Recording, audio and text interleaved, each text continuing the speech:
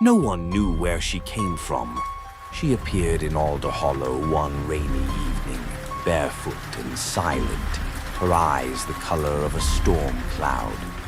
She looked 12, maybe 13, though her gaze was far older. The townsfolk took her in, out of pity, out of curiosity, and gave her a name, Elara. Never spoke of where she'd come from, but soon she began to speak of what was to come. Don't take the right path today. She murmured to a farmer. Don't wear blue tomorrow. She told the postwoman. He won't come back from the lake. She warned a grieving widow. At first, people laughed. They humored her odd predictions as childish nonsense. But then they came true, every time, without fail. The farmer's horse slipped and broke its leg on the right path. The postwoman, ignoring Elara's warning, was struck by a car driven by a man distracted by her blue coat. And the widow, her son was found drowned, tangled in weeds, a day after taking his boat onto the lake. That's when people began to fear her. Some called her a blessing, others whispered curse. No one dared to confront her directly, but fewer and fewer met her gaze. Because Elara never smiled when her predictions came true, she looked tired, pale, as though each glimpse of tomorrow cost her something. One day she walked into the mayor's office, barefoot as always, and handed him a folded note. Her voice was hollow.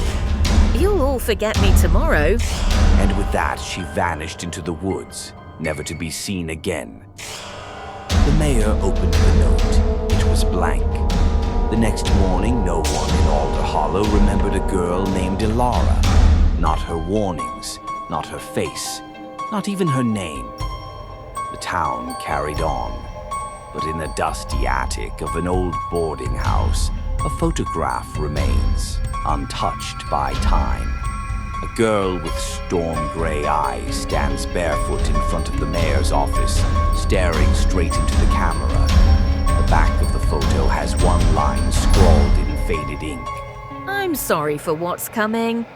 Years had passed since Elara vanished from Alder Hollow, and the town slowly forgot her, her warnings, her face, even her name.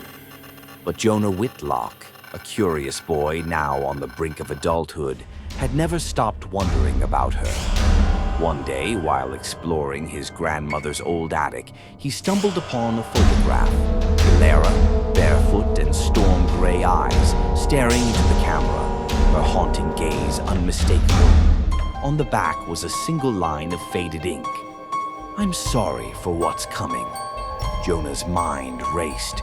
The words tugged at something deep within him, something unexplainable. He had to know more. The return. As Jonah searched the town, strange things began to happen. Whispers of warnings, just like Elara's, started to reach him. A man warning him about a storm. An old woman urging him to avoid the lake. But one evening, while walking through the woods, Jonah heard a voice, a soft whisper, unmistakably Elara's. Turn back. He spun around. There in the fog stood a figure. It wasn't Elara herself, it was her reflection, tall, gaunt, with storm-gray eyes full of sorrow. You shouldn't have come. The reflection said, I told you to forget. Jonah stepped forward, desperation in his voice. What does it mean? What happens if we remember you?